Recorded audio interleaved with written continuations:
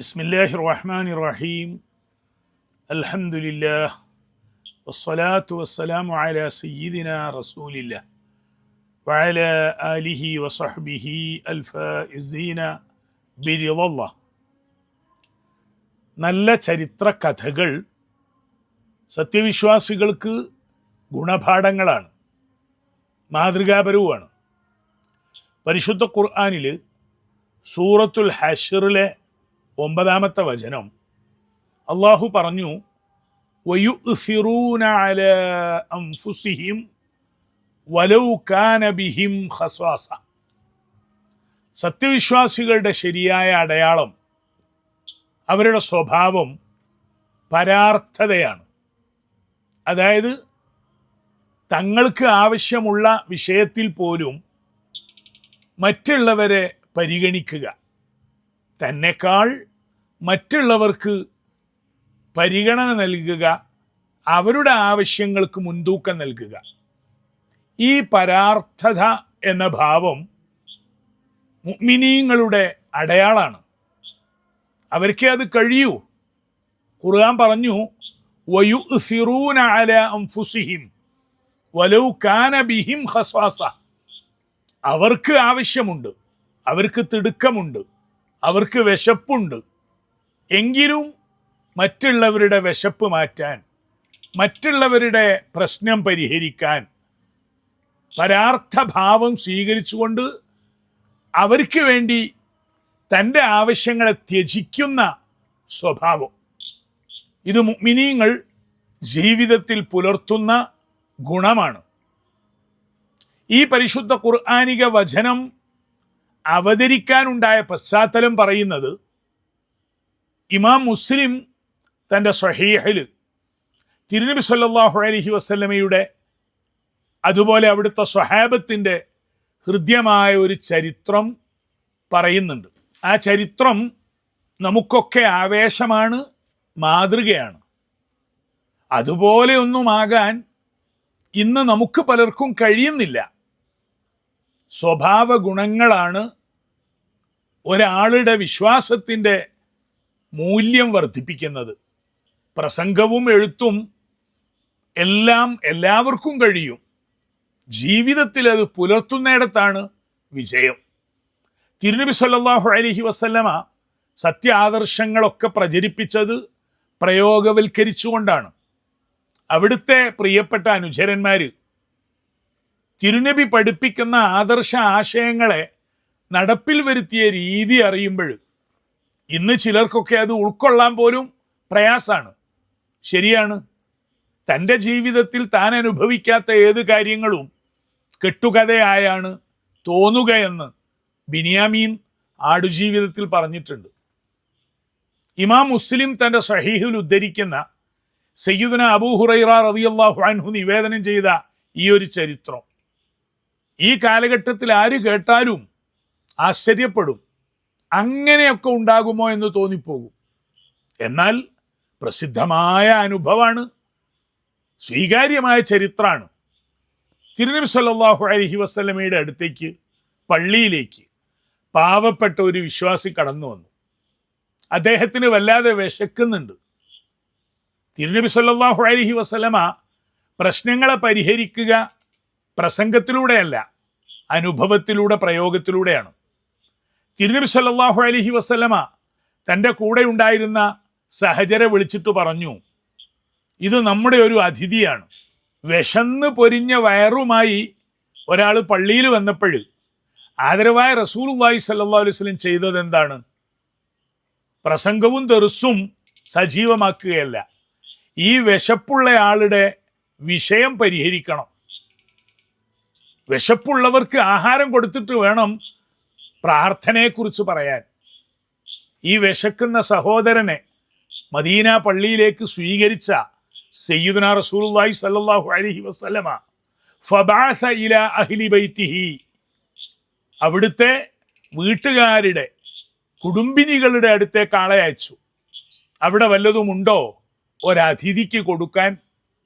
നാം അറിയണം, ക്ഷേമത്തിൻ്റെ ഐശ്വര്യത്തിൻ്റെ കാലത്ത് ജീവിക്കുന്ന നമ്മൾ ഹബീബായ റസൂലുള്ളാഹി സ്വല്ലല്ലാഹു അലൈഹി വസല്ലമയ്ക്ക് വന്ന ഒരു വിരുന്നുകാരനെ ആഹരിപ്പിക്കാൻ പോലും തിരുനബിയുടെ ഒരു വീട്ടിലും ഒരാൾക്ക് കൊടുക്കാനുള്ള ആഹാരമില്ല എന്നായിരുന്നു മറുപടി. തിരുനബി പത്നിമാരെല്ലാം മറുപടി കൊടുത്തയച്ചു, ഇവിടെ വെള്ളമല്ലാതെ മറ്റൊന്നുമില്ല. ഇങ്ങനെ ഒരു സമൂഹവും ഉണ്ടായിരുന്നു എന്ന് നാം ഓർക്കുക. ബാങ്ക് ബാലൻസും ഫ്രിഡ്ജിലും ഗാരേജിലും ഗോഡൌണിലുമെല്ലാം പണവും ഭക്ഷണവുമെല്ലാം ഒരുമിച്ച് കൂട്ടി ചേർത്ത് വെക്കുന്ന നമുക്ക് ഇന്ന് എന്തൊരു ഐശ്വര്യമാണ്, സമ്പന്നതയാണ്. നന്ദിയുള്ളവരാകാൻ നമുക്ക് കഴിയണം. വിശക്കുന്നവനെ, ആവശ്യക്കാരനെ കണ്ടറിഞ്ഞ് സഹായിക്കാൻ കഴിയണം. തിരുനബി സല്ലല്ലാഹു അലൈഹി വസല്ലമ അവിടുത്തെ പത്നിമാരുടെ വീട്ടിലേക്ക് ആളെ അയച്ചപ്പോൾ ഒരാൾക്ക് ആഹാരം കൊടുക്കാൻ, ആതിഥേയത്വമരുളാൻ നിങ്ങൾക്ക് കഴിയുമോ എന്ന ചോദ്യത്തിന് മറുപടി വന്നത്, എല്ലാവരും പറഞ്ഞത് ഞങ്ങളുടെ വീട്ടിൽ പച്ചവെള്ളമല്ലാതെ ഒന്നുമില്ലല്ലോ എന്ന നിസ്സഹായതയാണ്. റസൂലുള്ളാഹി സ്വല്ലല്ലാഹു അലൈഹി വസല്ലമ പക്ഷേ പ്രശ്നത്തിൽ നിന്ന് ഒളിച്ചോടുന്നില്ല.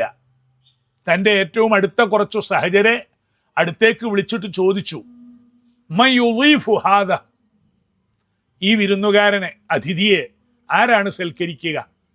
ആർക്കാണ് അവരെ വീട്ടിലേക്ക് കൊണ്ടുപോകാൻ പറ്റുക?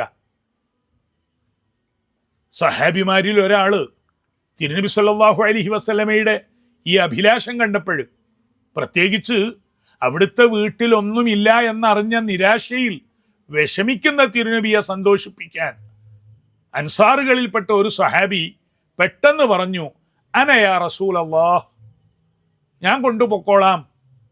ഈ സഹോദരനെ വിരുന്നൂട്ടാൻ എൻ്റെ വീട്ടിലേക്ക് ഞാൻ കൂടെ ചേർക്കാം.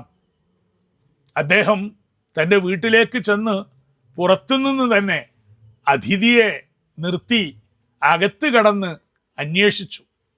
അപ്പോഴാ ഭാര്യ, അൻസാറുകളിൽപ്പെട്ട സ്വഹാബിയുടെ പത്നി പറയുന്നത്, ഇവിടെ ഒന്നുമില്ലല്ലോ, നമ്മുടെ കൊച്ചു കുഞ്ഞുങ്ങൾക്ക് ആഹരിക്കാനുള്ള ചെറിയ കുറച്ച് പത്തിരി, റൊട്ടി ഇതൊക്കെ ഉണ്ട്, അതിലപ്പുറം ഒന്നുമില്ല. എന്തു ചെയ്യും? റസൂലുള്ളാഹി സ്വല്ലല്ലാഹു അലൈഹി വസല്ലമയുടെ അതിഥിയെ ഞാൻ ഏറ്റെടുത്തിരിക്കുകയാണ്, എന്തെങ്കിലും മാർഗം നീ കാണണം. അഖിരിമി വൈഫ റസൂലില്ലാഹ്, അള്ളാഹുവിൻ്റെ തിരുദൂതരുടെ അതിഥിയെ ആദരിച്ച് സൽക്കരിക്കാൻ നിനക്ക് കഴിയണം. എന്താണ് മാർഗം? ഈ സ്വഹാബി വര്യൻ പരാർത്ഥതയുടെ, തങ്ങൾക്ക് ഭക്ഷണമില്ലാത്ത വിശപ്പിൻ്റെ അവസ്ഥയിലും കൂടെയുള്ള ഒരു വിരുന്നുകാരനെ സൽക്കരിക്കാൻ കാണിക്കുന്ന ആവേശം, തത്രപ്പാട്, കൗശലം, ഇതിന്ന് മറന്നുപോയ കഥയാണ്. അൻസാറുകളിൽപ്പെട്ട ഈ സ്വഹാബി ചെയ്തത് എന്താണ്?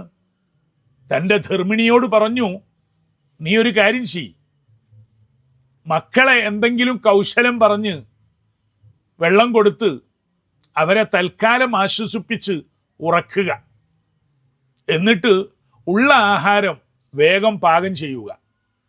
അപ്പോഴും ഭാര്യയ്ക്ക് സന്ദേഹമായി, ഒരാൾക്ക് പോലും തികയില്ലല്ലോ നമ്മുടെ വീട്ടിൽ ഇപ്പോഴുള്ള ഈ ആഹാരം, സാരമില്ല, നമുക്കതിന് പരിഹാരം ഉണ്ടാക്കാം. അങ്ങനെ അതിഥിയെ സ്നേഹപൂർവം വീട്ടിലേക്ക് ആനയിച്ചു. അദ്ദേഹം തൻ്റെ ധർമ്മിണിയോട് പറഞ്ഞു, ആഹാരം ശരിയായി നീ കൊണ്ടുവയ്ക്കുമ്പോൾ ഒരു സൂത്രം ചെയ്യണം, നീ ഉള്ള വെളിച്ചം അണച്ചു കളയണം, അതെന്തെങ്കിലും ഒരു മാർഗം നീ സ്വീകരിക്കുക.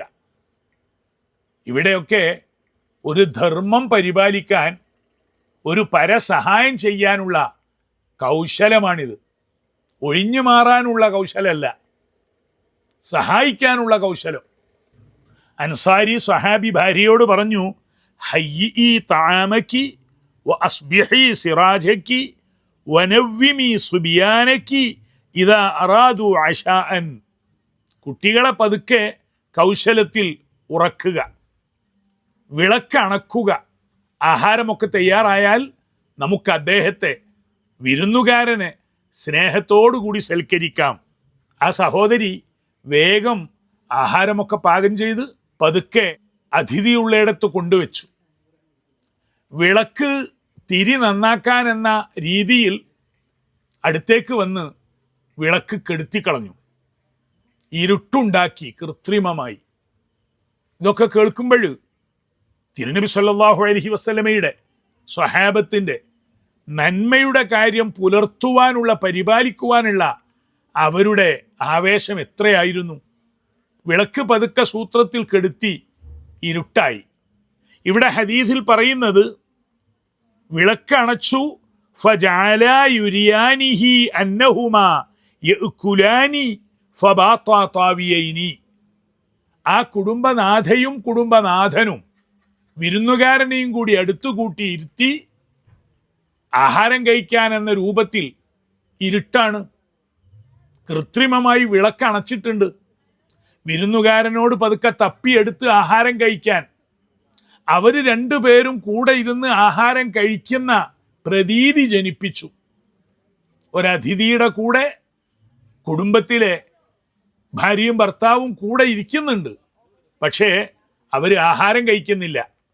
കാരണം അദ്ദേഹം മതി വരുവോളം ഉള്ള ആഹാരം തീരുന്നത് വരെ ഭക്ഷിക്കണമെന്നായിരുന്നു ആ കുടുംബത്തിൻ്റെ ആഗ്രഹം. അവർ അതൊക്കെ അഭിനയിച്ചു. അതിഥിയാണെങ്കിൽ വിശപ്പിൻ്റെ പൊറുതികേടുകൊണ്ട് ഉള്ളതെല്ലാം കഴിക്കുകയും ചെയ്തു.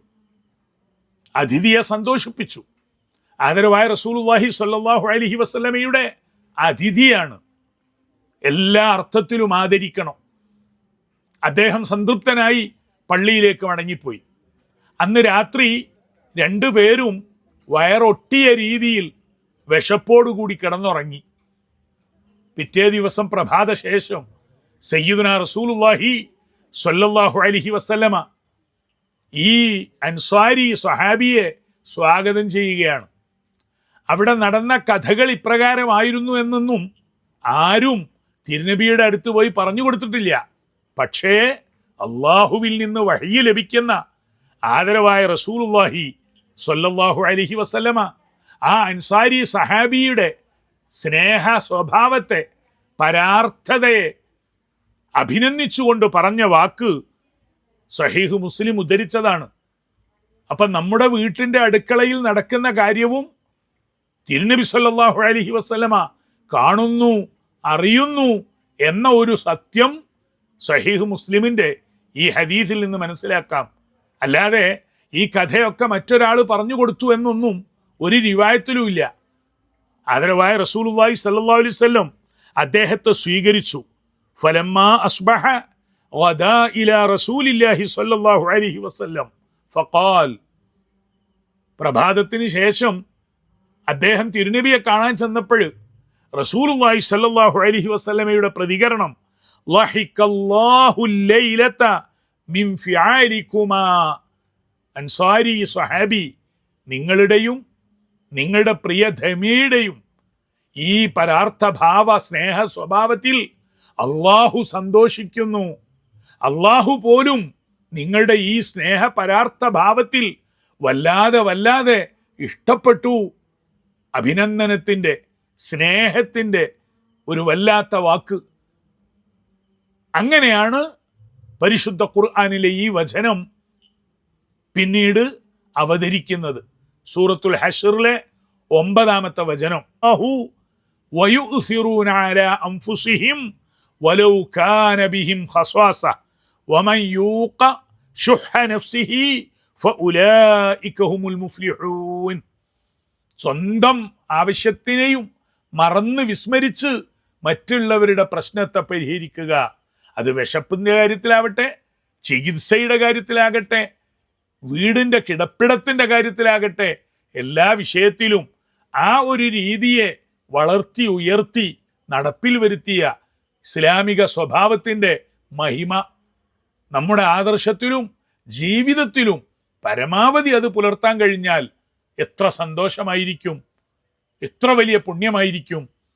അല്ലാഹു തആല ആ സ്വഭാവ ഗുണത്തിലേക്ക് നമ്മെ വളർത്തിത്തരട്ടെ. ആമീൻ ആമീൻ ബിറഹ്മതിക യാ അർഹമർ റഹീമീൻ.